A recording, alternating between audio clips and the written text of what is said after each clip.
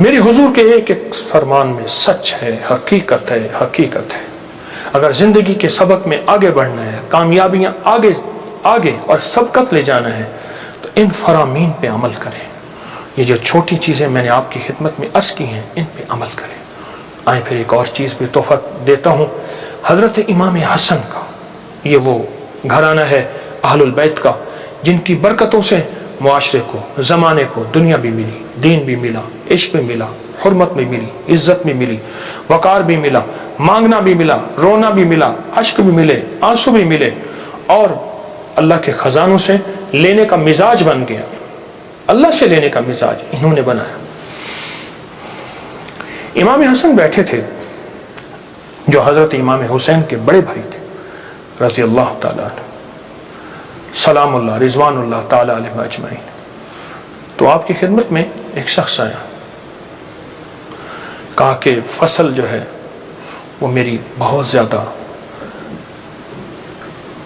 اس کی کھجور کی بارش ہی نہیں ہے، اور میں نے کچھ جو بیے ہوئے ہیں، کچھ فلاں چیز ہے، بارش ہی نہیں ہے، بارش کی دعا فرما دے۔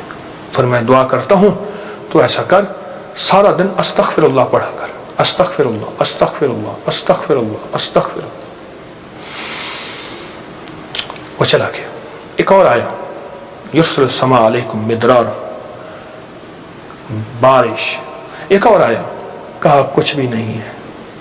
ایسا ممکن ہے کہ میں مالدار ہو سکتا ہوں؟ ہاں ہو سکتا ہے۔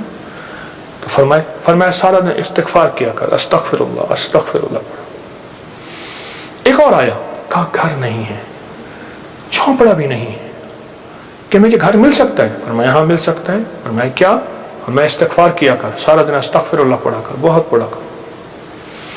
ایک اور آیا، اس نے کہا میں چاہتا ہوں میرے باغ ہوں اور میں باغات کا مالک ہوں، مجھ جیسا فقیر تنگ دست ایسا ہو سکتا ہے؟ میں ہو سکتا ہے۔ میں کیا؟ میں استغفار کیا کر۔ جو سائل آ رہا تھا اسے استغفار بتا رہے تھے۔ جب سارے سائل چلے گئے تو غلام نے پوچھا آقا آج آپ نے ہر بندے کو استغفار ہی بتایا ہے، کیا وجہ ہے؟ اور میں اللہ نے قرآن میں فرمایا ہے کہ جب تم استغفار کو لازم پکڑو گے، جب استغفار کو لازم پکڑو گے، پھر میں بارشیں برساؤں گا، پھر میں پھل دوں گا، پھر میں بیٹے دوں گا۔ اس میں ایک سائل وہ بھی آیا تھا جس کی اولاد نہیں تھی، اسے بھی فرمایا استغفار کر، اور اس نے میاں بیوی نے خوب استغفار کیا اور اپنے بیٹے عطا فرمائے۔ مدرارا بے اموال و بنی، انہارا، بیٹے، نہریں، نعمتیں، میوے، رزق، استغفار۔ اچھا استغفار سے مراد کیا ہے؟ استغفار، میں کسی ملک کے ایئرپورٹ پہ جا رہا تھا تو ایک صاحب نا 4 ویل والا وہ بڑا سا وہ تھا بریف کیس، اس کے ہینڈل سے اس کو چلائے جا رہے تھے ایسے تیزی سے، تو ایک دم فلائٹیں نکل رہی تھیں راستہ تھا، تو ایکسکیوز می ایسے کرتے نہیں، یوں نکل رہے تھے، تو مجھے استغفار یاد آیا، اور ایکسکیوز می کہہ رہے تھے نا، لوگ راستہ دے دیتے تھے۔ اچھا، جب بندہ استغفار کہتا ہے، استغفار کرتا ہے، ایسی راہیں کھل جاتی ہیں، ایسے راستے کھل جاتے ہیں، ایسی منزلیں آسان ہو جاتی ہیں۔ کیوں؟ فرمایا تم سارے کے سارے خطا کار، آقا کا فرمان ہے، مفہوم ہے، اور بہترین خطا کار وہ ہے جو توبہ کرنے والا۔ استغفار کے معنی یہ ہے کہ اللہ میں اعتراف جرم کرتا ہوں، اعتراف جرم کرتا ہوں۔ ہمارے یہاں ایک گھر کے قریب نا ایک دوسری گلی میں آرا مشین تھی، یہ لکڑیاں کاٹنے کی، تو اس کا ایک ٹریکٹر ڈرائیور تھا، پرانا روسی ٹریکٹر تھا جو بڑے بڑے تنے اٹھاتا تھا اس کے درختوں کے۔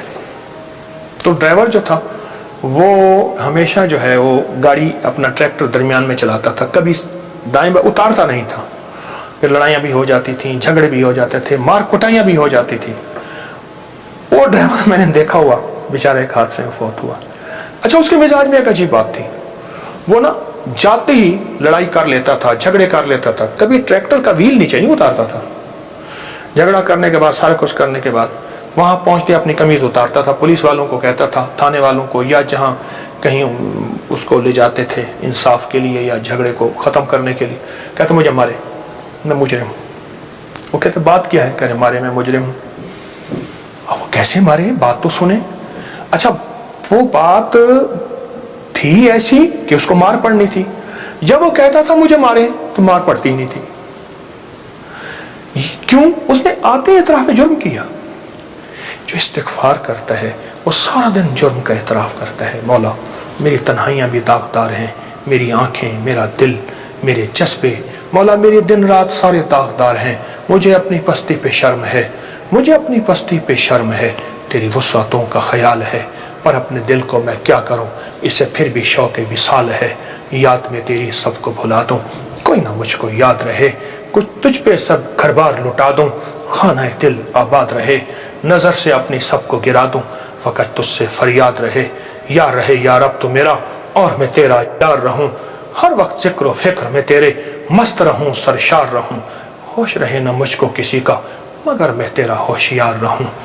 हाँ, ये इस्तिग़फ़ार है कि मौला मुझसे बड़ा कोई दुनिया में मुजरम है ही नहीं। मैंने अपने जुर्म का 100% एतराफ़ भी करता हूँ, मुझसे बड़ा कोई मुजरिम नहीं। जब बंदा इस जज्बे पे आता है, फिर अल्लाह के ख़जानों से उसके लिए हैरत अंगेज़ बरकत, रहमत, रिज़्क़, इज़्ज़त, वुसअत, अता, शफ़क़त और रहमत के दरवाजे खुलते हैं। तो ये शुहदा की यादें हमें मांगना भी देती हैं, मांगना भी सिखाती हैं, अल्लाह के ख़जानों से लेना भी सिखाती हैं। और ये शुहदा की यादें हमें बहुत एक रास्ते और मंजिल देती हैं। आए हर साल 9-10 मुहर्रम नहीं, अपना पूरा दिन, अपनी पूरी रातें, अपना सारा साल 9-10 मुहर्रम बनाना है और आशूरा का दिन बनाना है। वो क्या? मांगने वाले, सजदे न छोड़ने वाले, उन शुहदा की यादों के लिए, उन शुहदा की यादों के लिए, उनकी जिंदगी, उनकी सच्ची राहें ना छोड़कर अल्लाह को मनाने वाले, दुआएं मांगने वाले, गरीबों का ख्याल करने वाले, इस्तिग़फ़ार करने वाले, नफिल पढ़ने वाले, सजदे करने वाले और हकूक का ख्याल करने वाले, हलाल हराम की पहचान करने वाले। एक तरफ हराम है और तख्त है, एक तरफ हलाल है और खून की नदियां हैं, तो फिर खुद फैसला करना होगा कि हुसैन ने कौन सा फैसला किया था और यजीद ने किसका फैसला किया था। और यजीद ने तख्त का फैसला किया और हुसैन ने शहादतों का फैसला किया। उनके फैसले गलत नहीं थे, वो फैसलों में सच्चे थे। वो हमें एक जिंदगी देकर गए हैं, मुझे भी आपको भी, मुझे भी आपको भी उस जिंदगी को सोचना है और उस जिंदगी को सोच के आइंदा के लिए अपना लाएअमल काम कायम करना है। आज के बाद हमारा हर दिन आशूरा का होगा, सब्र में भी, अता में भी, तौबा में भी, मांगने में भी, दुआओं में भी, इस्तिग़फ़ार में भी, अल्लाह की मोहब्बत में भी, इश्क़ मुस्तफ़ा में भी और मोहम्मद आले मोहम्मद की निस्बतों के साथ, असहाबे मोहम्मद की शहादतों और निस्बतों के साथ इंशाअल्लाह हमारा हर दिन इसी तरह रोशन होगा और हर दिन इंशाअल्लाह कामयाबी का सफ़र होगा।